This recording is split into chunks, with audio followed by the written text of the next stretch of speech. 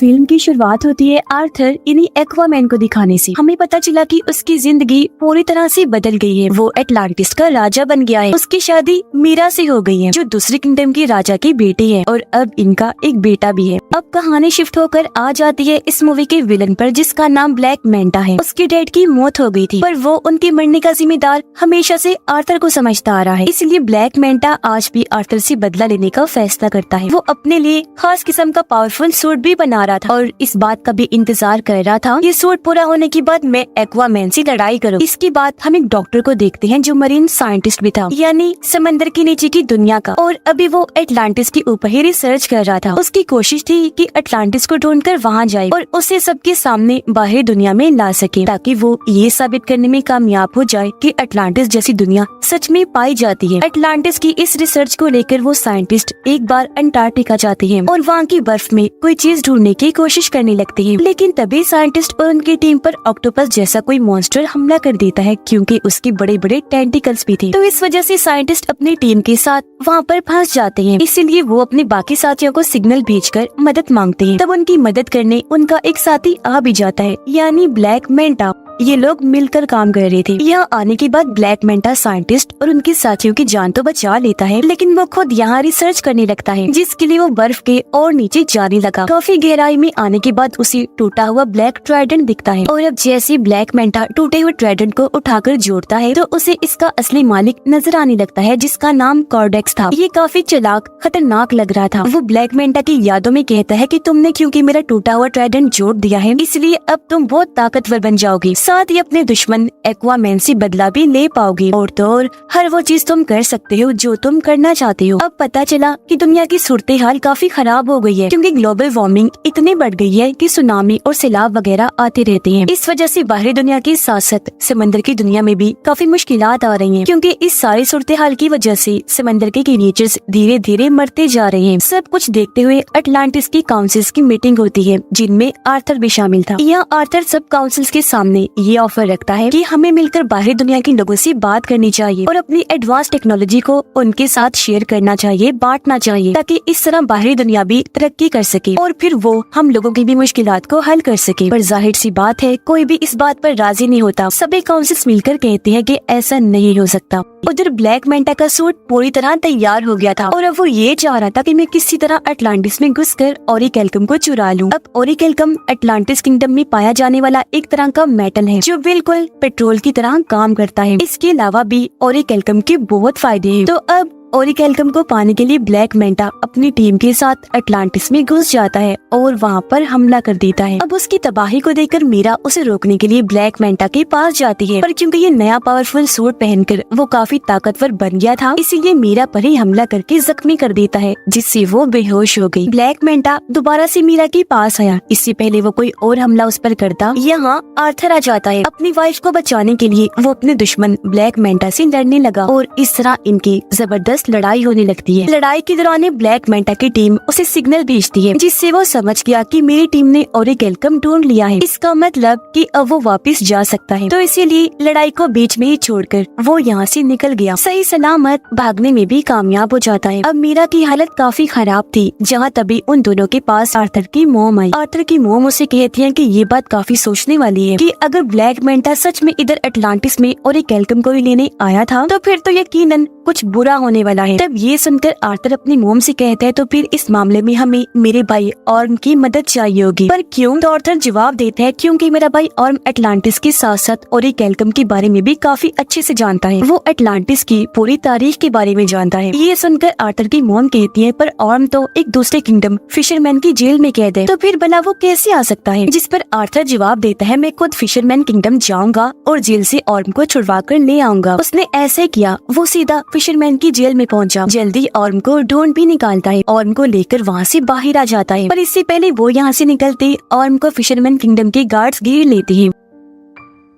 Arm की हालत अब काफी खराब हो गई है, क्योंकि यहाँ उसे ठीक से खाना नहीं दिया जाता था, जिस वजह से उसका जिस्म काफी कमजोर हो गया था। पर जैसे ये बाहर आई और समंदर का पानी इसके जिस्म को लगा, वो पहले की तरह सेहतमंद और ताकतवर बन जाता है। उसके पास पहले जैसी पावर्स भी आ जाती है। इसलिए ऑर्म अकेला ही गार्ड से भिड़ गया, उन पर भारी पड़ता है। एक ही झटके में सभी गार्ड्स को मार के रख देता है, जिसके बाद दोनों भाई यहाँ से निकल जाते हैं। रास्ते में बातें करते करते दोनों एक दूसरे को अपनी अपनी जिंदगी के बारे में बताते हैं। आर्थर ऑर्म से कहता है कि मैं अटलांटिस का राजा बन बन के थक गया हूँ, अब मुझे इस काम में बोरियत होने लगी है। लेकिन ये सुनकर ऑर्म को काफी हैरत हुई। वो आर्थर से कहता है कि जिस राजा की गद्दी को पाने के लिए मैंने भी बचपन से कोशिश की कि मैं राजा बन जाऊं, पर वो गद्दी तुम्हें मिल गई, जिस गद्दी की तुम्हें कोई परवाह भी नहीं है। ये बात तो काफी अजीब और कमाल की है। जिसके बाद ये दोनों सीधा किंगफिश के पास गए और उससे ब्लैक मेंटा के बारे में पूछने लगते हैं, जिस पर किंगफिश दोनों को जवाब देता है कि ब्लैक मेंटा तुम दोनों को एक आइलैंड पर मिल सकता है, जो आइलैंड साउथ एरिया में है। और अब ये सुनकर दोनों भाई साउथ एरिया की तरफ निकल जाते हैं उस आइलैंड पर जाने के लिए। पर यहाँ आकर उन्होंने देखा कि पूरा आइलैंड ही बदला हुआ है। ऐसा लग रहा है जैसे ओरिकेल्कम को जलाकर उसका धुआं यहाँ फैला दिया गया है, जिससे यहाँ के पेड़ पौधे, यहाँ तक कि जानवर भी पूरी तरह म्यूटेट हो गए हैं, बदल गए हैं, जिस वजह से उनका साइज काफी बड़ा हो गया है। यहाँ तक कि इधर के चूहे भी इतने बड़े हो गए हैं कि उनका साइज हाथी जैसा लग रहा है। साइंटिस्ट दिखाया गया जो इस वक्त ब्लैक मेंटा के ठिकाने पर होता है। यह साइंटिस्ट जब कोडेक्स के टूटे हुए ब्लैक ट्राइडेंट को देखता है तो बिना सोचे उसे पकड़ लेता है, और अब उसे छूते ही साइंटिस्ट को भी अपने दिमाग में कोडेक्स दिखाई देने लगता है, जो साइंटिस्ट को भी गलत काम करने के लिए कहने लगा, जैसा उसने ब्लैक मेंटा को कहा था। पर तभी यहाँ ब्लैक मेंटा आ गया। वो साइंटिस्ट के हाथ से ब्लैक ट्राइडेंट लेते हुए कहने लगा, साइंटिस्ट जी,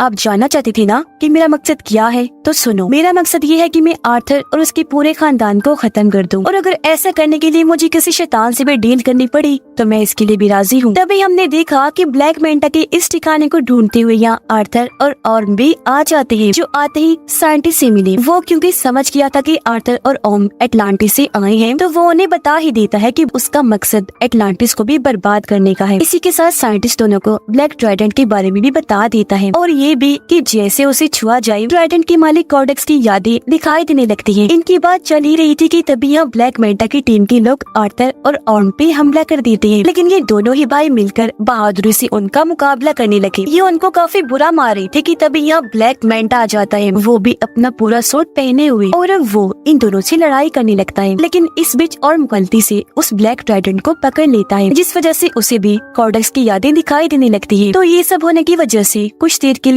ऑर्म का लड़ाई पर से ध्यान हट जाता है, जिसका फायदा उठाकर ब्लैक मेंटा उस पर हमला कर देता है। वो जवाबी हमला ना करने की वजह से काफी जख्मी हो गया, और अब ब्लैक मेंटा इस तरह दोनों से लड़ता है कि वो इन पर भारी पड़ने लगा। अब जब ये लग रहा था कि ब्लैक मेंटा दोनों को ही मार देगा, तो तभी यहाँ मीरा के डैड आ गए, इन्हीं राजा, जो आकर दोनों की मदद कर देते हैं और इन्हें निकाल कर भी यहाँ से ले जाते हैं। यहाँ से काफी दूर जाने के बाद ये एक महफूज जगह पर आ गए, और यहाँ उन लोगों को ब्लैक ट्राइडेंट के बारे में सब कुछ बता देता है। अटलांटिस को ढूंढने वाले आर्थर के डैड थे, उनके पास भी एक ताकतवर ट्राइडेंट था, जो अब उनके बेटे किंग आर्थर के पास है। पर किंग यानी आर्थर के डैड का एक भाई भी था, जो और कोई नहीं बल्कि कोडेक्स ही था, और ये जो ब्लैक ट्राइडेंट है वो उसी ने ही बनाया था। अब जिस तरह आर्थर के डैड किंग अटलांटिस किंगडम को चला रहे थे, वैसे कोडेक्स एक दूसरे किंगडम को चला रहा था, जो कि बिल्कुल ही डार्क किंगडम था, यानी वहाँ खतरनाक क्रिएचर्स, मॉन्स्टर्स रहा करते थे। लेकिन परेशानी तो तब शुरू हुई जब कोडेक्स ने अपना असली रूप दिखाया। असल में कोडेक्स चाहता था कि वो अटलांटिस का ओरिकेल्कम चुरा कर और पावरफुल बन जाए। कुछ हद तक वो ऐसा कर भी रहा था, लेकिन उसके ऐसा करने से अटलांटिस और समंदर के बाकी क्रिएचर्स मरते जा रहे थे। साथ ही अटलांटिस के अंदर बीमारियां भी फैल रही थी। अब इस तरह के हालात देखकर किंग आर्थर के डैड कोडेक्स के खिलाफ आकर खड़े हुए और उसे ये सब रोकने का कहते हैं। लेकिन कोडेक्स ताकत के नशे में इस कदर पागल हो गया था कि वो अपने बड़े भाई किंग के साथ ही बगावत पर उतर आया, और ऐसा होने से उन दोनों के बीच जंग छिड़ गई। पर जंग में किंग कोडेक्स को हराकर उसे कैद कर देते हैं। अब वो हमेशा के लिए वहाँ कैद रहे, कभी भी बाहर ना आने पाए। इसके लिए किंग ने अपने खून का इस्तेमाल किया, जिससे हुआ ये कि कोडेक्स जादुई कैद में बंद हो गया, जहाँ से उसका निकल पाना नामुमकिन है। आगे और बताता है कि इस वक्त कोडेक्स यादों के जरिए ब्लैक मेंटा के दिमाग में घुसा हुआ है, क्योंकि वो उसका इस्तेमाल करके आजाद होना चाहता है। ये सब सुनने के बाद आर्थर और ऑर्म की मोम भी सारी बात समझ जाती है। वो उन्हें बताने लगी कि हाँ, मैं भी कोडेक्स के बारे में जानती हूँ, और जिस तरह किंग ने अपने खून का इस्तेमाल करके उसे कैद किया था, अब कैद से आजाद होने के लिए उसे किंग की नस्ल के किसी इंसान का खून चाहिए, जब भी कोडेक्स आजाद हो सकता है। मतलब जिनके अंदर किंग का एक खून दौड़ रहा हो। किंग का खून उनकी शाही फैमिली के लोगों में ही हो सकता है। ये सब सुनकर आर्थर समझ जाता है कि मेरे बेटे की जान खतरे में है, क्योंकि जाहिर सी बात है ब्लैक मेंटा के लिए सबसे आसान टारगेट उसका बेटा ही था, जिसे वो आसानी खत्म कर सकता था। इसलिए वो फौरन अपने घर आ गया। देखता है कि वहाँ सब कुछ तबाह हो गया है, घर जल रहा है, बच्चा यहाँ से गायब है, साथ ही वहाँ एक आदमी जख्मी पड़ा है। पूछने पर आदमी बताता है कि ब्लैक मेंटा यहाँ आया था, ये सारी तबाही उसी ने ही मचाई और वही तुम्हारे बेटे को ले गया है, जिससे साफ जाहिर हो गया कि आर्थर का शक बिल्कुल ठीक था। इसीलिए अब आर्थर और ऑर्म दोनों मिलकर उसके बेटे को बचाने के लिए जाने लगते हैं। पर उससे पहले इनकी मॉम दोनों को समझाती है कि हमेशा मेरी एक बात याद रखना कि तुम दोनों एक दूसरे के भाई हो, चाहे कुछ भी हो जाए तुम्हें एक दूसरे का साथ देना ही है। सीधा ब्लैक मेंटा के ठिकाने पर आकर वहाँ हमला कर देते हैं, लेकिन इन पर भी एक काफी बड़ा मॉन्स्टर हमला कर देता है, जिससे बाकी तो बच गए, लेकिन उसके सामने मीरा के डैड फंस जाते हैं। तब ऑर्म जाकर उनकी मदद करता है और मॉन्स्टर के जंगल से उन्हें निकाल लेता है। ये देखकर मीरा के डैड समझ गए कि जिस ऑर्म को मैं हमेशा से गलत समझ रहा था वो तो काफी अच्छा इंसान है। अंदर ब्लैक मेंटा के पास आर्थर का बेटा होता है। यहीं पर साइंटिस्ट भी था जो उस छोटे से बच्चे को देखकर बचाने का सोचता है, इसीलिए बच्चे को उठाकर यहाँ से भागने लगा। पर ब्लैक मेंटा जो उसे देख चुका था साइंटिस्ट पर हमला करके उसे जख्मी कर देता है और बच्चे को छीन लेता है। और अब जैसे ब्लैक मेंटा उसके बच्चे को मारने के लिए आगे बढ़ा, तभी यहाँ पर आर्थर आ जाता है जो उसे लड़ाई के लिए चैलेंज करता है। इनकी लड़ाई तो पहले काफी जोरदार हुई, लेकिन तभी यहाँ ब्लैक मेंटा आर्थर पर भारी पड़ने लगता है। इसकी वजह ये थी कि वो ब्लैक मेंटा नहीं बल्कि उसके अंदर कॉर्डेक्स था, क्योंकि वो पूरी तरह उस पर हावी हो गया था। पर इस बीच मौके का फायदा उठाकर मीरा अपने बच्चे को लेकर यहाँ से भाग जाती है, लेकिन तभी उसे जाते हुए ब्लैक मेंटा देख लेता है। वो अपने ब्लैक ट्राइडेंट से उस पर हमला कर देता है, लेकिन इससे पहले कि ट्राइडेंट मीरा को लगता पहले ही और उसे पकड़ लेता है और इस तरह उसने मीरा और उसके बच्चे की जान बचा ली। लेकिन इसका उल्टा असर भी हुआ, क्योंकि जैसे और ब्लैक ट्राइडेंट को छूता है कॉर्डेक्स उसके दिमाग को भी कंट्रोल करने लगता है। वो उसे उसके भाई आर्थर के खिलाफ भड़काते हुए ये दिखाने लगता है कि तुम्हारे भाई आर्थर ने तुम्हारे साथ बहुत गलत किया है, असल में तुम ही हो जो अटलांटिस का राजा बनने के लायक हो, न कि आर्थर। तो इसी वजह से अब ऑर्म आर्थर पर हमला कर देता है। लेकिन यहाँ आर्थर जो सारी बात समझ गया था वो पलटकर वार नहीं करता, बल्कि अपने भाई को समझाने लगा कि होश में आओ और खुद पर काबू रखो। तब ऑर्म ऐसा ही करता है, उसने जैसे तैसे खुद पर काबू पा लिया। साथ ही उसे अपनी मॉम की बात पे याद आती है कि तुम दोनों भाई भी हो, चाहे कुछ भी हो जाए तुम्हें एक दूसरे का साथ देना ही है। लेकिन इसी बीच फायदा उठाकर कॉर्डेक्स खुद को आजाद करने में लग जाता है। ऐसा करने से उसके जिस्म में जान आने लगती है। ठीक इसी वक्त ऑर्म ने ब्लैक ट्राइडेंट को छोड़ दिया।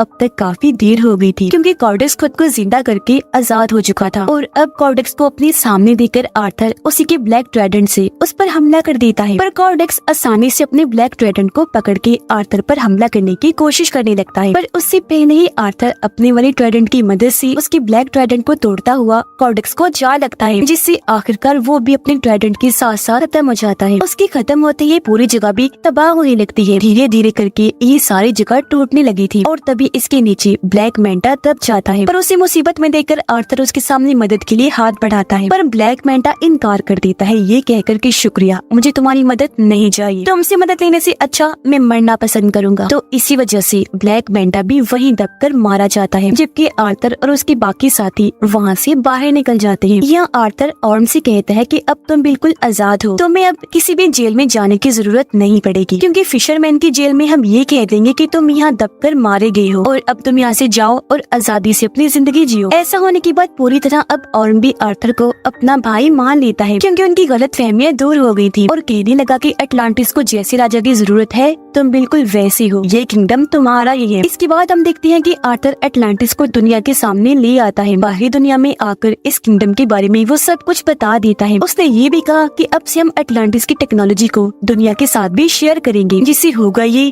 कि हम साथ में मिलकर दुनिया को मजीद और अच्छा बनाएंगे। आर्थर की जिंदगी ऐसे ही गुजर रही थी, यानी वो अटलांटिस और बाहरी दुनिया दोनों में रहता है। इस फिल्म की कहानी भी यहीं पर खत्म हो जाती है।